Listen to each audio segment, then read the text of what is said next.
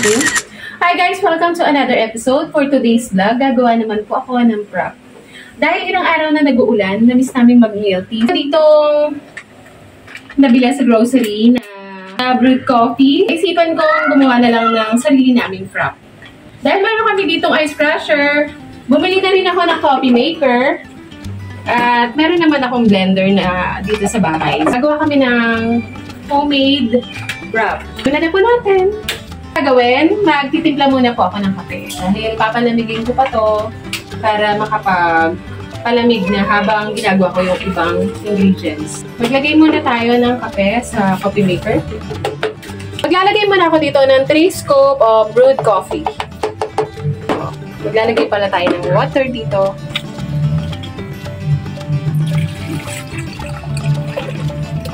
Na ako ng water. Start na natin siya. Open na natin. Power na natin. Yan. Habang nagagawa ko ng kape, gagawin ko naman yung ibang, like sa ice crusher naman. Gagawa tayo ng crush ice. Using ice crusher. Yan. Meron kami dito na ice crusher. Ilalagay ako ng yan.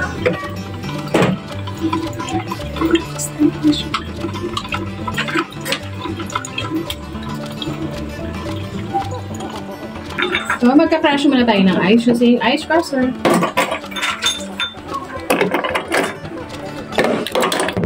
Okay. Power natin.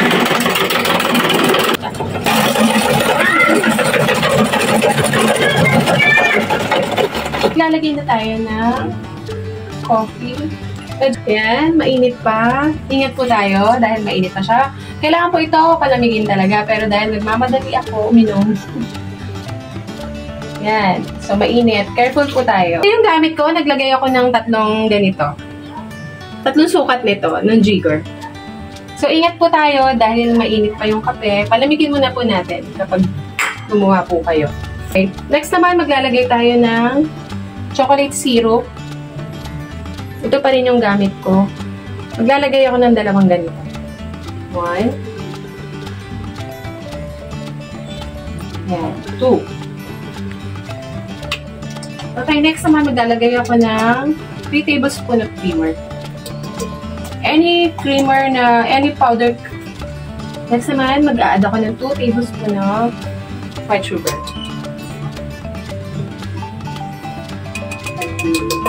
Okay naman, blend muna natin yung mga nilagay kong ingredients.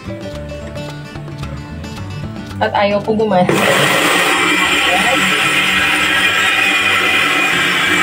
Kailang ma-mix lahat ng ingredients. So, bago natin lagyan ng ice, blend lang natin ng ilang seconds para mag-blend lang yung ingredients niya. Pwede na tayo maglagay ng crush ice. Kayo na lang kung bahala maglagay kung gaano karami. Depende sa jar na gagamitin nyo. Ako kasi medyo malaki. Ito yung gagamitin ko jar. So, medyo marami akong ilalagay na crush ice.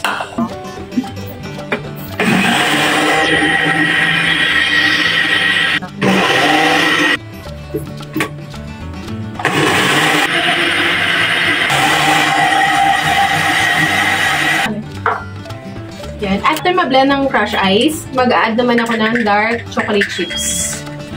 Maglalagay ako dito ng 1/4 cup.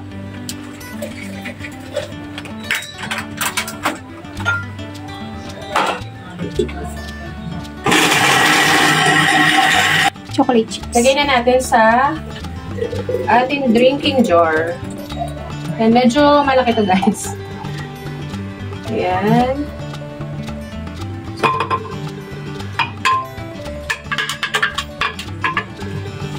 Okay, meron kaming whipper. Using whipper, maglalagay po ako ng whipped cream. Ayan. Nakagulat. Ayan, guys. Yung pressure niya. Choco syrup.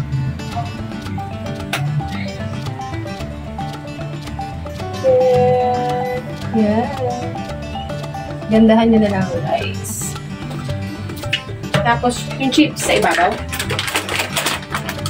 Tapos lagyan lang natin ng chips on top. Yan. Parang presentable. Yan. Pero na tayong DIY prop. Hindi na tayo kailangan lumabas. Yan. Meron na tayo guys na DIY prop. Yan. Siyempre, ito try natin. Lasang-lasa yung coffee. Sa mga coffee lover. Yan. Pero pag sa mga hindi naman, sa mga hindi mahilig sa coffee, pwede nyo naman tong gawing milk base. Ito kasi coffee base yung ginawa ko. Sobrang yummy guys. Gawa na rin po kayo. DIY craft. Thank you guys for watching.